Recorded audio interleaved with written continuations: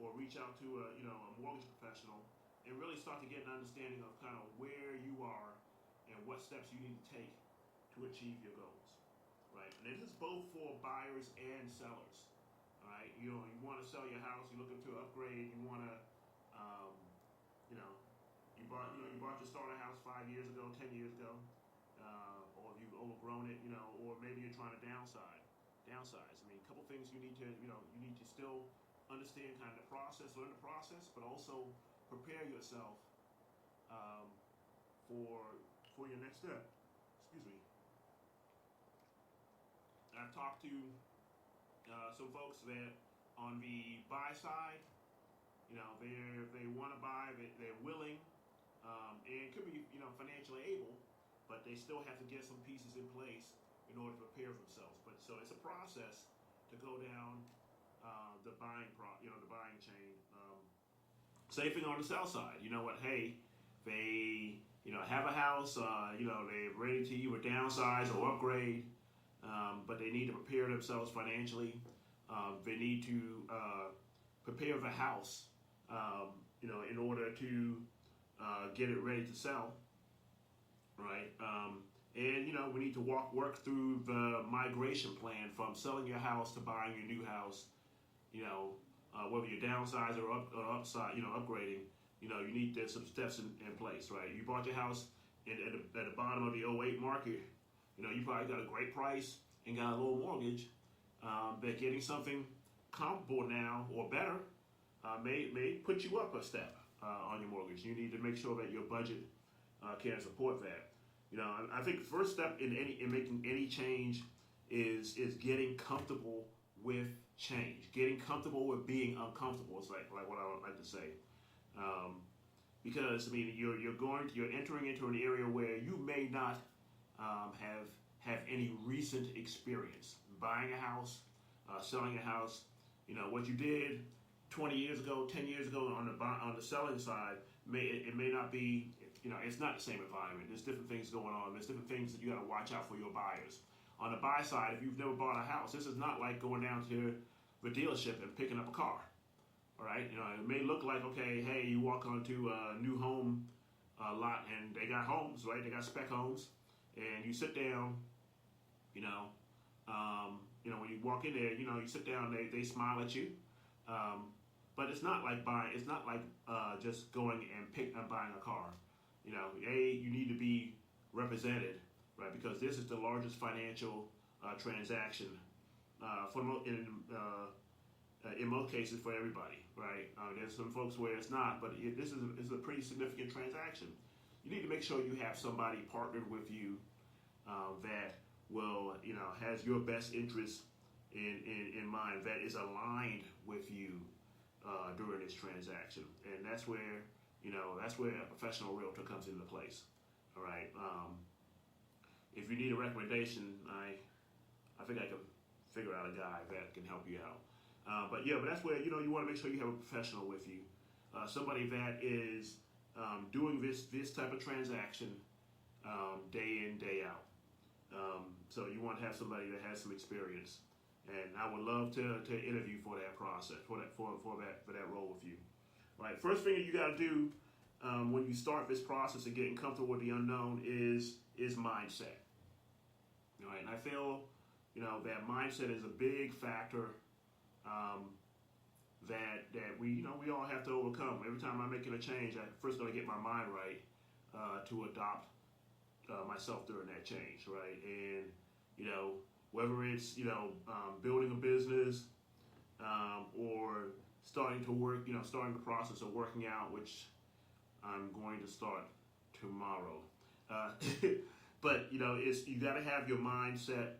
You got to have your focus aligned towards not so much the big goal in mind, but the little steps. You know what? Hey, if I get up and I go to the gym tomorrow, get up at 6 and get in the gym and just get my cardio on and be done. That's the first step. Same thing like when you're buying a house. Start exercising those muscles. Let's find a realtor, all right, and sit down and have what I call is a buyer consultation with that realtor.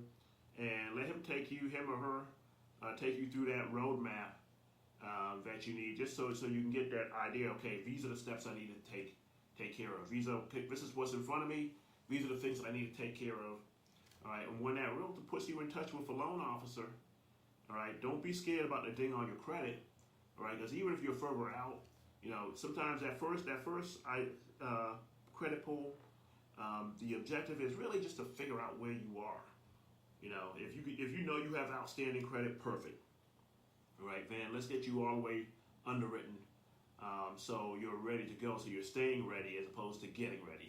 If you know that, hey, there's been some bumps and bruises, don't put your head in the sand and pretend that that's not something you need to address. So take the challenge head on, and have a conversation with a lender, and have them outline kind of what steps you need to take to get right. And then if they recommend that you go to a credit place, I have a great a great credit guy that can work, lady, that can work on getting your credit right.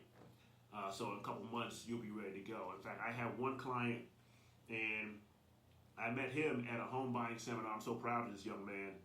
I met him at a home buying seminar during last year, and everything wasn't perfect when we talked about his credit, but he was determined to buy a house. And now here we are a few months later, probably like 4 or 5 months. He's done everything he can to work on his credit. His credit went from, I won't tell you what it was, but his credit was definitely not in the area where you can buy a house. Now it's at 695. All right, so he's done everything. He's done the work. He's got up in the morning. He went to the gym basically, and was diligent about his work. There's some other things we got to work on with this young man to get him there, to get him, to find the right home for him. But he should be a homeowner. He's going to be a homeowner in 2020. I really believe so. All right. So 14 minutes in, you got your mindset right. The other step is to write down your goals. So, and start to communicate that to everyone. You tricking your mind into believing that it is achievable. And also you got to, get your mind focused on being, holding yourself accountable. Let your mouth hold you accountable. All right. At least that works for me. I started talking about it. This is my goal. I'm gonna buy some real estate. I'm gonna buy some investment property. I'm gonna do this, and I talk to everybody about that. And then, there's a period during that process for me when I stop talking about it. When I stop talking about it, that means I'm in action, which is the last stage, which is I'm in the process of doing it. All right, so that's my objective. As a real estate professional, I end up being a psychologist, a doctor, a motivator, a coach. Listen, quite honestly, you need all that on your team as you go through this. As a financial advisor, and head cheerleader, except I can't do the splits and anything like that. No pom-poms. But, you need all that on your team in order to help you be successful. And there's a lot of folks out there that don't need that. I've had clients that, hey, they drove me because they knew exactly what they wanted, and we just went out and made it happen.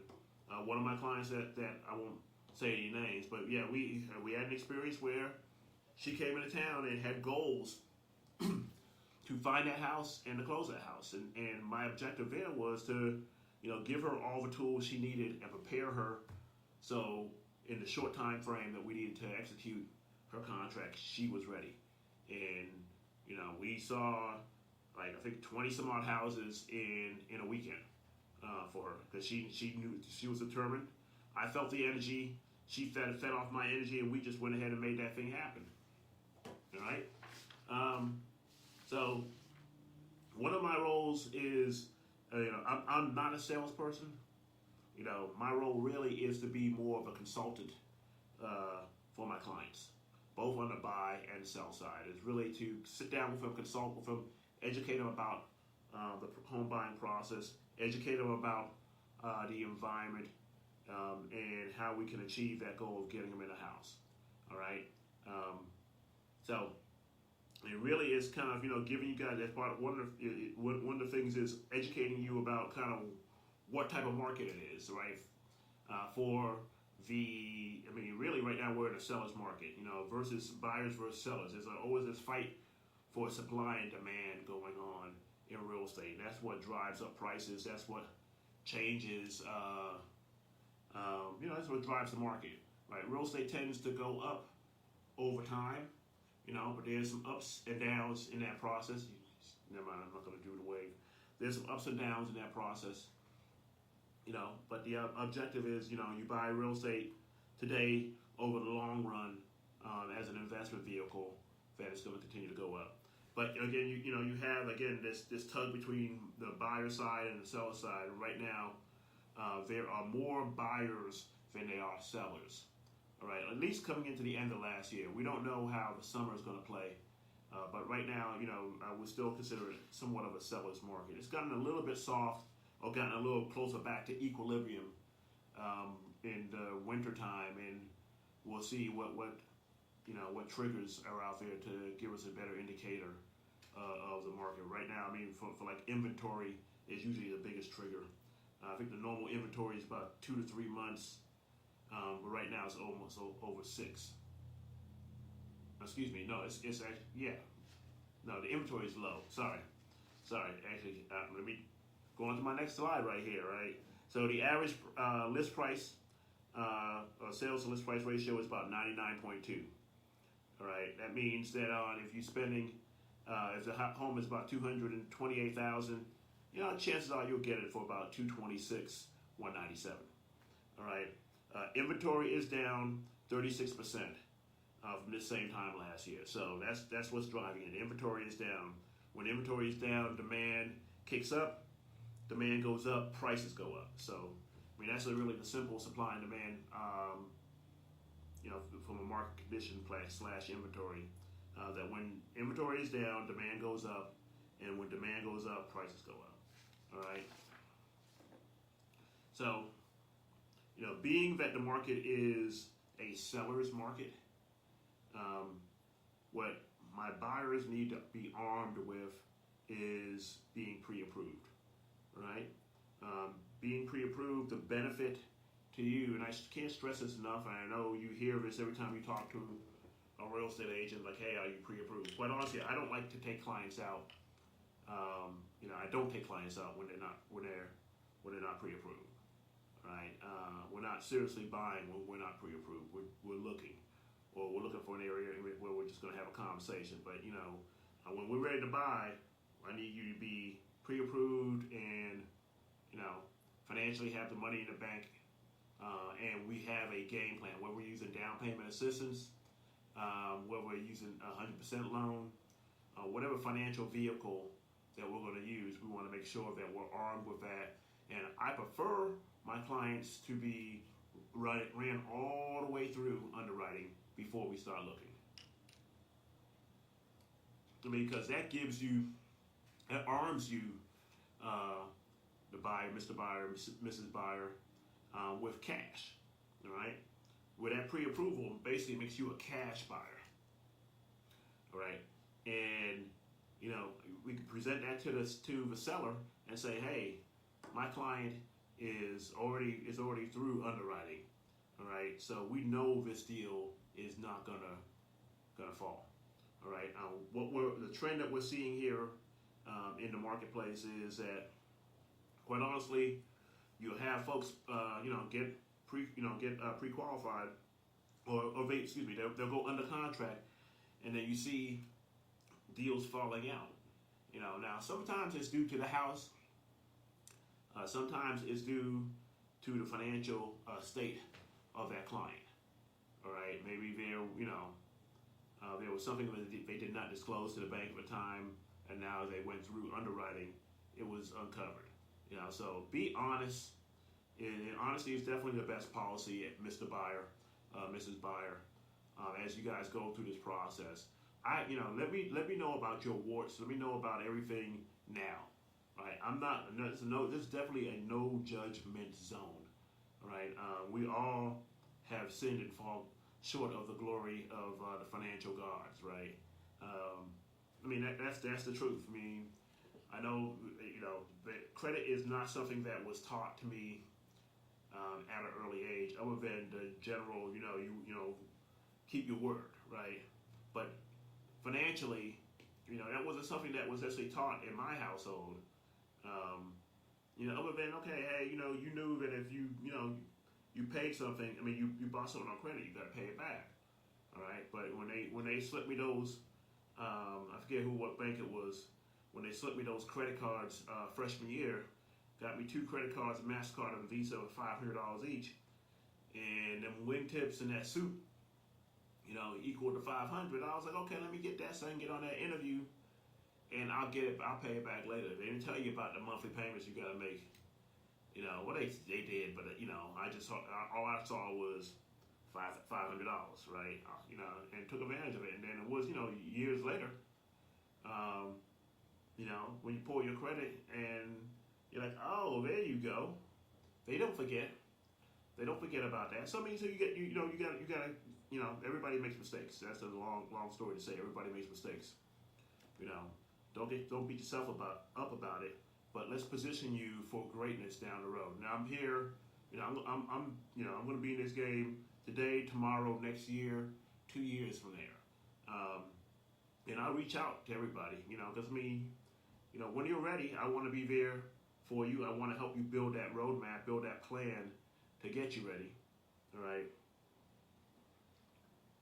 But if you're ready this year, not to go down a rabbit hole, but if you're ready this year, let's get you pre-approved.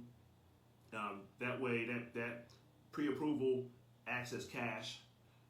It saves you money. It gives you leverage in a multiple offer situation, and it gives you confidence that we'll get the deal done. I know one of my friends who's a realtor that by getting a pre-approval, her client was pre-approved, and you got a period where you can shop rates and you can get the best rates. So don't be scared to look again. And that's why anybody any realtor, any lender I give you, I want to make sure they're giving you the best rate, giving you a good deal. But at the same time, shop it. Let's make sure you're comfortable about what you're getting. All right. So I touched on this briefly, but the benefits of being a buyer agency, and what buyer agency means is that you commit to a realtor. All right. Have that realtor treat you as a client rather than a customer. All right. 100% of my clients choose buyer agency. 100%. I don't treat I don't work with anybody acting as a customer. All right. And that's because they're going to get the benefit of my experience, the benefit of my feedback. I'm going to be acting on their behalf to make sure that the deal that they get is right. I'll have a fiduciary responsibility in that instance. My average list price is 98.3. Earlier I told you 99.2 was the market. All right. So I work with my buyers, to see over 200 homes a month. I've set it up so you guys can, get instant notifications if you want, or daily notifications on what's available out there. And I'll give you details, about what's going on in the market as opposed to just a quick blurb, right? I'm not trying to get you off the phone. I'm going to chat with you. I'm going to make sure you're comfortable with where you are in the market, make sure you're comfortable with your deal. All right? How do I get paid? Well, on the buy side, I get paid by the seller. All right? Sellers, that's the way the market is, that you have to pay both your agent as well as the buying agent in this process. All right?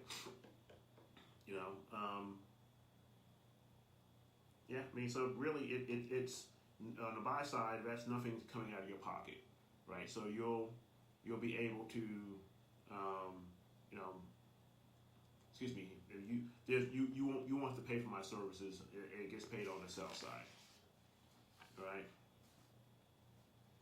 I won't go into for sale by owners, but if you're thinking about selling by yourself, give me a call. I can guarantee I'll net you more than selling it by yourself. I mean, that to me it's you're going into an environment where you know nothing about the market. You don't have any of the forms. You're not familiar with the things that happen in a transaction. All right. So doing sale by owner is not wise in my mind. I mean, really, quite honestly, do you go to court and represent yourself? Well, I guess some people do, but hopefully you're catching this Facebook live feed from the comforts of your home and not from some institution because you represented yourself. Right. But really, I mean, for sale by owner, even you go to an attorney who write the docs, they charge by the hour. Where again, we're real estate professionals. We're incented to get you the right price. Get you the right price for your home. And my objective is to get you the maximum amount. All right. Hey. All right. New home builders. Same thing. Builders pay my fee. All right. Builders pay my fee.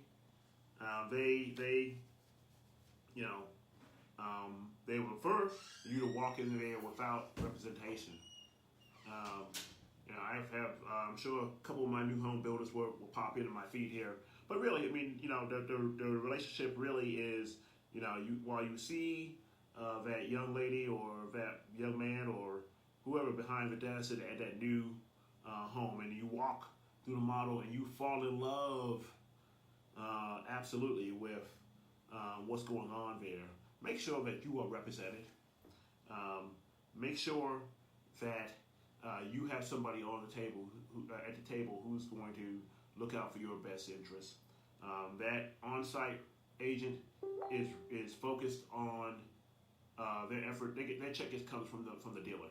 I mean, from the builder, right? And their job is to represent the builder during the transaction. So it's just going to be you versus them. Make sure you have an agent there that's going to be focused on what you're getting from a compensation standpoint, concession standpoint. That is willing to speak up when you see even if one thing that concerns you. Tell me. I can flip the switch on and I want to say no more than Mr. Nice Guy, but really, I want to make sure that I articulate kind of what we want, we being myself and the buyers, what we want for in this house. So definitely one thing that we focus on. Shopping for a home, quite honestly, the average buyer looks at probably about 5 homes when you go out there. Really, I would say that I've had some cases where we had to look, again, in accelerated fashion. We looked at a lot of homes just because there was some uncertainty when you were making a move. But generally, most of my buyers don't look at a whole lot of homes. All right. But it's important that we narrow down that list and that you give me the feedback that is applicable to what you want. All right. When you pick some homes, if you want a big backyard, take a good look at the pictures. Sometimes you may want to just go to Google Maps and Google that property, right? Now you can go to those Google Maps and you can scroll down the street. You can scroll down, kind of see if the homes in the neighborhood kind of fit what you want. Some of my clients I advise that take some time, get out in the car, and do a drive-by in those neighborhoods, because at the end of the day, you don't want the only time that you see that neighborhood is when we go to open up that door. All right. If you want to be in a certain area, get comfortable with it. Make sure that it has all the infrastructure that you want. All right. And again, don't do it. It's just like when you play sports. If you play sports, the ones that really showed out, playing basketball, football, baseball, or anything, field hockey, are the ones that practice before they came to games or before they came to practice. Don't come to practice talking about, coach, I can pitch, and you never thrown a ball. You better, you so get out there, drive around, take a look at the neighborhood. All right, that way it's going to narrow down the time it takes for us to make a decision. All right, and it also helps eliminate some of the frustration and uncertainty that comes in during the process. Right, so get out there and do that. All right, the purchase contract process will move fast. All right, most of what I do is use a standard purchase agreement. All right, but let me digress for a little bit and add a little more color here. And by color, I mean a chart. No, the process itself does move quickly. You guys, I really touched on. Okay, you went from getting a real estate professional, getting pre-approved. You start the process of searching.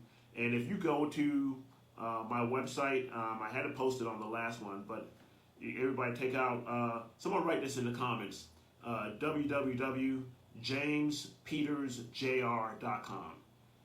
That is my site. So jamespetersjr.com, right over here. It's a new search site. It's plugged into both MLSs in Georgia, or at least in the Atlanta area. Put it on my business, comments on my business page. Hopefully that goes in. All right. So that way you can see, you can set up a profile there. All right. You can create your own account. And you can go through and you can, play with the levers in terms of, hey, I want 4 bedrooms, 3 baths. I want it in the Lawrenceville area, or I want to look at Smyrna. I'm really interested in just new construction, or I don't want a house that's more than 10 years old. So I go back to 2009. That's about right. Sorry, 2010. All right, we got to make that mental shift right here. 6 days into 2020. All right, but you can play with those features on my site, and that will help you. You set up so we can set up a search so you get that daily. All right, or if you just want it, twice a week. I don't want to spam you. All right, but figure out kind of how that volume you want. That way you're seeing that information on a regular basis. So if you're 6 months out, you don't need it every day. But as you get into, if you're 2-3 months out, you want to see that information on a regular basis. And then that way you can indicate to me, hey James, I want to see this house. This one is perfect. I did a drive-by around the neighborhoods. Really like that area. I think that there's some great houses there. I love the schools for my kid. So that's definitely a factor. And those help narrow down the decision for you. And then when we go and actually open up a door, hopefully at that point we're getting a feel for the style of homes that you're familiar with or that you like. Whether you like a split level, whether you want a ranch with everything on the first level, whether you're looking for a bedroom on the main for mom or dad, and then a master up, or maybe you want a master on the main. Lots of different styles of homes that are available, and we can find the perfect one for you, or maybe we can find it in a new build. But I'm more than willing to help you with new builds, as well as existing homes. I think what I like about my job is really it doesn't feel like work. Right, because I like going into homes. Been doing that for a while because most of you guys may know I have a custom window treatment business in Texas. So I've been doing that for a while, but I just like checking out the different styles and matching people's tastes to the best house for them. So that I enjoy that process. All right. So once we find that perfect house, then we make an offer, right? And there's a couple things that go into that offer, right? See if I have purchase and sales agreement. This is not the agreement itself. There's a lot of things that have changed in the 2020 agreement. Um, but there's a couple things that a lot of things that go into the agreement other than the details of the home itself. It's how many days do you need for due diligence? And due diligence is that process where you say, hey, you know what? I got an inspector waiting on tap, waiting on deck. That if you accept my offer, we're going to go in there and we usually have 1 to 10 days is kind of the most relaxed version. I have seen it being longer, which I thought in that case was pretty bad. I didn't agree with that. But you don't want hey, if the seller's taking that house off the market, you want to give him want him to give you a fair shot to take a look at it. But if the house turns out not to be for you, on the seller side, they want to be able to put that house back in the market. All right. If you're in a competitive situation, the objective is narrow that window, because they will say, okay, hey, let me give them a shot. If they look at only for 5 days or 7 days, so that way, if it doesn't work out, I can get this house right back on the market. All right. So I do that if we're being really aggressive and we figure it's a multiple offer situation. I'll narrow that window. I mean, that's one thing that doesn't cost you anything more, but it makes your offer, it sweetens your offer a little bit. All right. All right. The other thing is the amount of earnest money you provide. Typically, Texas, in Georgia, we are looking for about 1%, 1% of the purchase price for your earnest money. It's different in new build situations versus existing homes, but in existing homes, generally it's about 1%. All right. So on 200,000, we're looking at about $2,000. All right. Now, in the cases where you don't have it, hey, let me know how much you got, whether it's 500 or 1,000, and I'll write that on the contract. But just be known, those are levers that we're pulling, and that particular lever at 1,000, well, maybe average, but at 500, it's below average, right? But if it's a competitive situation, I would say let's get closer to that 1% number. All right, and that makes your offer stand out. The other lever is going to be how quickly you can close, right? If you're all the way through underwriting, like I suggested in the beginning, then you can close quicker than someone that is just at the starting point and just gave them a verbal, hey, I make this amount of money, and they pulled your credit. They haven't really done a deep dive on you as a buyer, and you don't have as many options, because now my buyers that have gone all the way through underwriting, they're really buying with cash, all right? Because the seller is not worried about that deal falling out for financial reasons. So you on your due diligence, on your financial disclosure, your FHA or conventional disclosure, I can narrow down that window required for the contingency, the financial contingency, all right, and that makes that offer stronger. All right, because we know that that's not going to be the issue. Now the house may not appraise, so we'll keep the appraisal, a little bit longer. But we got to find out from the title company from the bank, how quickly they can appraise that house. All right, but that's definitely one lever that you can adjust. So, all right, earnest money 2%, inspecting your new home. All right. So, I recommend that on existing homes, basically the resale market, that you absolutely, positively have that home inspected. Like, no doubt. New builds, it's 6 of one, half a dozen of the other. All right. On the one side, for existing homes, again, have a professional go through that house, have a professional identify what's could be a potential problem, but also keep in mind that, again, on an existing home, there's gonna be some things that naturally happen. Haven't seen a house without some concrete issues outside. Some of those are natural. Some of this house, the concrete settling. If it was foundation issues, you would notice that in the house, there's almost like the penny that you can roll. If you can put a marble down, if it rolls to one side, you probably got a little foundation issues. I actually purchased a house in Texas that had some foundation issues, and they had already addressed it with piers under the house.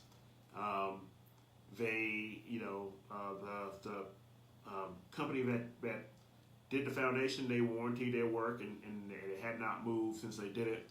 And when I sold it, I just gave them the same document, and it had not moved since I sold. At that point since I sold it.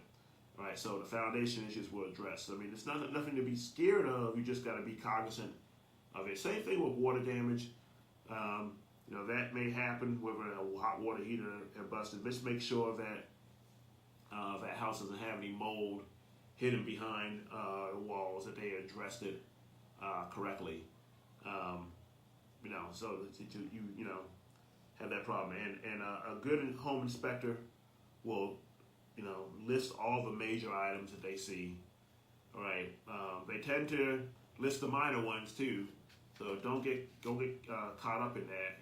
They have the sections usually labeled major, or things that they say, hey, these are what else we saw. Because they have, from their perspective, they have to list everything they see.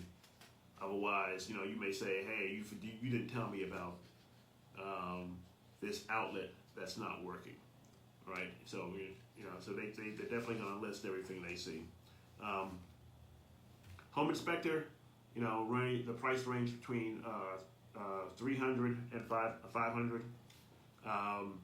The other phase is once we're under contract is you get past that 7 to 10 day due diligence process. You're under contract. Yeah, you're really under contract, right? So the bank's going to send out someone to do the appraisal on the home, right? Generally, that runs between runs about $500, I think, here in Atlanta. So that seems to be the cost for most of them. All right, and that protects you, but it really protects the bank, right? The bank wants to make sure that house appraises for the purchase price. All right. The good news for you, Mr. Buyer, Mrs. Buyer, that if it doesn't appraise, you have an opportunity to step back, right? You have an opportunity to present back to the seller that, hey, you know what? I know you guys were ambitious and you wanted to sell this for $250. Unfortunately, it appraised for only $245, and the seller has to make a decision on, okay, well, do we keep on with this contract? If the loan is FHA, some of that, that appraisal sticks with the house for 6 months.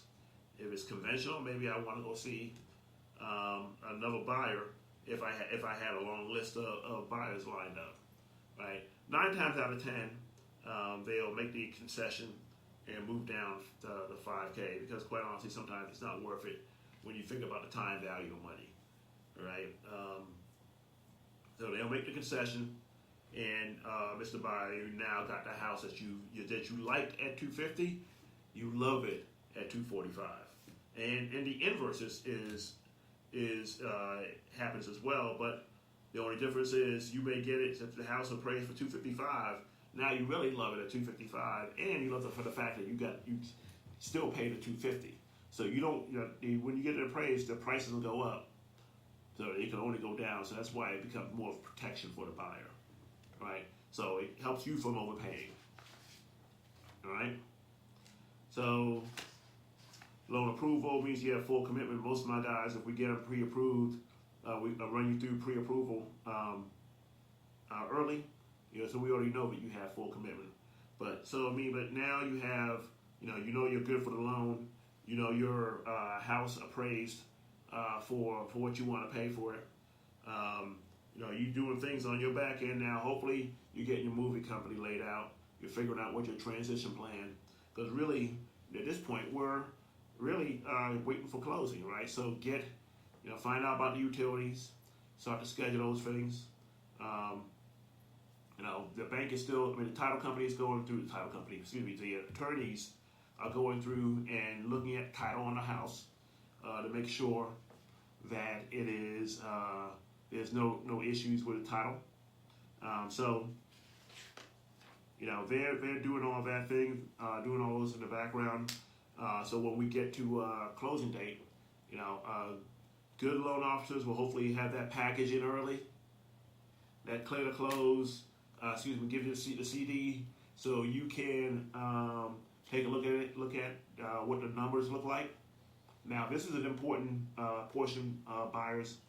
All right, and you can share it with me if you feel comfortable, but it's not required. I mean, if you're comfortable with your loan officer, but this is the point where they show you everything that's on that settlement, everything that you're going to bring to the table.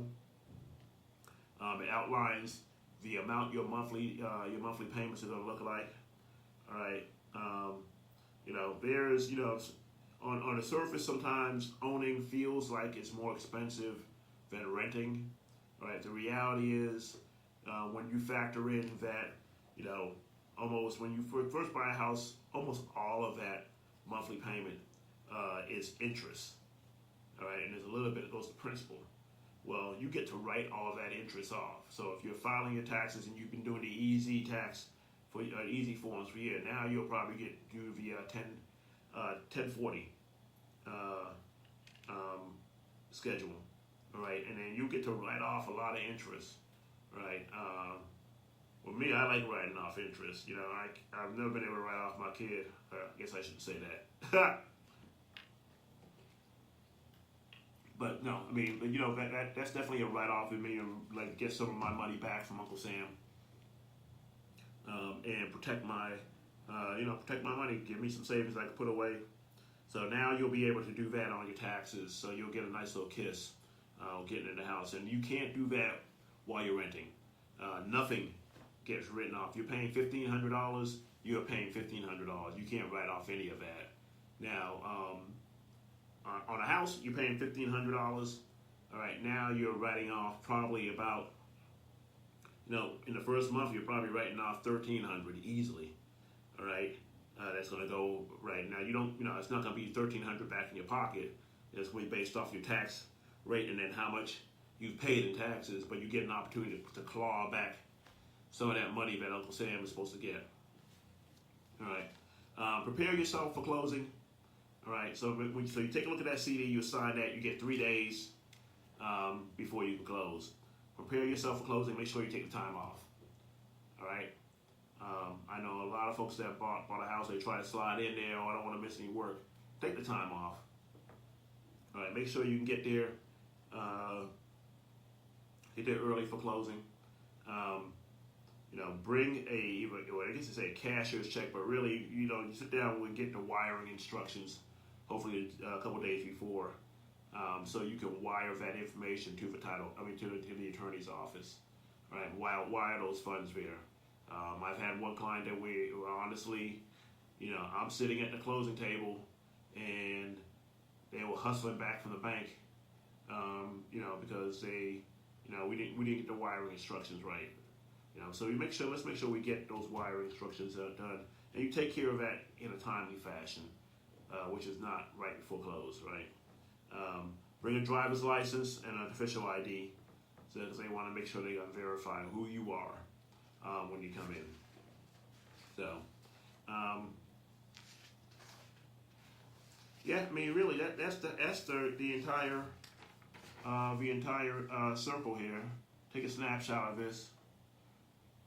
All right. This process. Really, it's an easy process.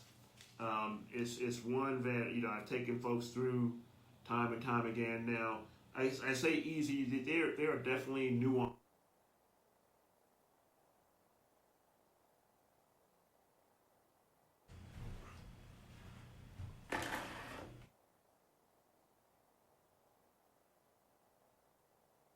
Make your transaction different than others.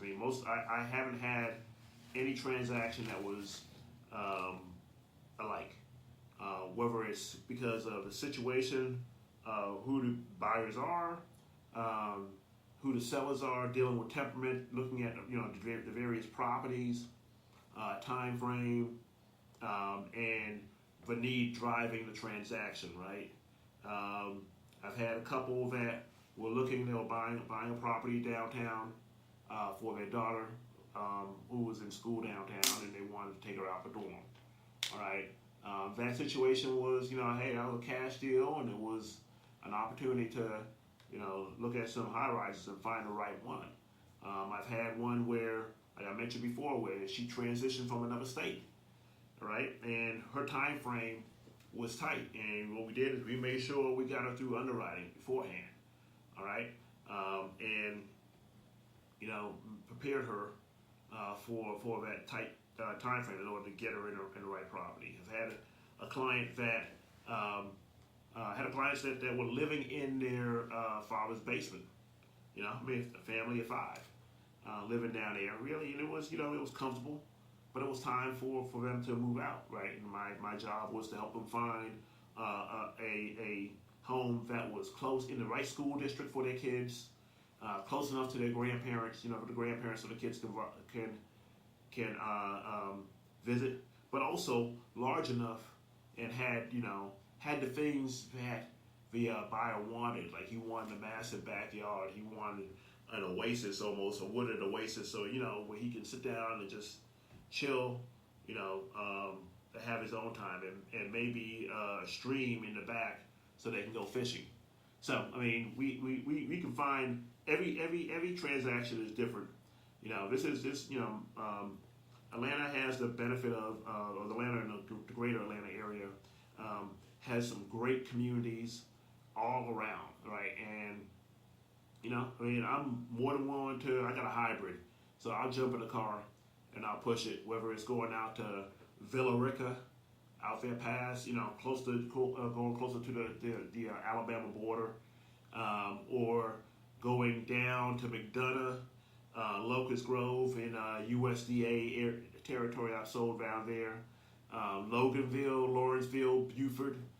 I've sold over there in Marietta, Kennesaw, or in the city of Atlanta. Hey, I have a car. I'll move around, and my objective really is to find the right house for you. I know this sounds like an hour of an advertising, but hopefully you get an idea of the process. Hopefully you get an idea of what a good agent will do for you. One thing I do want to mention here, we got 6 minutes, is referrals. My business is built on referrals, right? So my business is built, that's the lifeblood of a real estate agent. Hopefully it's not me with my begging ass. Now, it's really just referrals. So if you like my service, if you feel that that I did a good job for you, or you enjoy, whether or not you're through the process or still working through the process, hey, talk to me about your friends, or talk to your friends about me. Talk to your work buddies about me, your schools, your church, folks on Facebook. Share this post, share this broadcast with your folks. You can actually go live or share a broadcast. Go and do a live broadcast on your page through your Sphere. Would love for you to do that. Would love for you guys to call me with any real estate related questions, or just any questions overall. I did this whole broadcast without talking about my Patriots. I'll put it on the end because I know everybody's a Patriot hater. But you can't win them all. But I do have that mindset that I try to win for all my clients. I'm looking for a win-win situation between the client and the buyer and the seller. But at the end of the day, I'm representing you as a Mr. Buyer, you Mr. Seller, you Mr. Investment person, and I want to make sure that I get you what exactly it is you need, whether it's for your kid, whether it's for your personal home, an investment property, any section, any town of Atlanta. So feel free to reach out. My number is 678-948-5502. We're still working on this podcast, so it's not going to be, I say this all the time, it's not going to be just an hour of me talking. I actually was supposed to have a couple people here, but I didn't, they didn't get a chance to come over, but hopefully we can get some schedules right. Maybe do this in a model home, kind of show off those homes. But go to my page, James Peters Keller Williams Agent. Join my page, like my page. I post content out there. Well, when I did, had 3 trips or 3. I saw multiple new builds this weekend. I posted some pictures of those out there. Give me your thoughts. Let me know whether or not you're interested in buying, selling, investing. Would love to share with you my website, as well as love to share with you share with you how I can help you during the process. So 3 minutes left. I need to have some music so I can play an outro, and then everybody can just have some nice music to deal with, rather than just see me shuffling paper. But I really appreciate the folks that stayed on, that are catching this broadcast. Like I said, I will do a watch party or 2 and share it with a few groups. I'll be here, try to do this every Monday from 6 to 7. And if you checked it out, Mel, Janice, Jeff, please give me your feedback, and give me your thoughts on what I can do better. Looking to improve, looking to help more folks. So one of my goals is to improve and obviously to sell more real estate than I did last year. Hit me with some jazz radio, Raheem. Hit me with some jazz. I gotta perfect this process.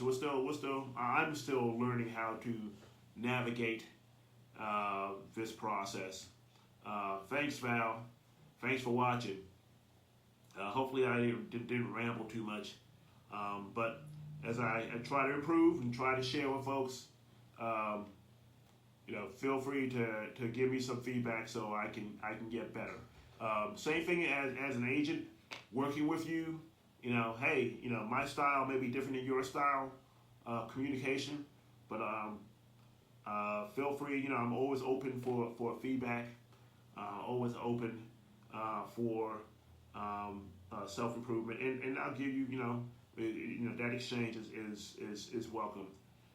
But definitely need your referrals. So, if you know somebody, if you can think of 2 or 3 people that are in the market, please send them my way. All right, guys, take care. 7 o'clock, and I got other work to do. All right, take care. Bye.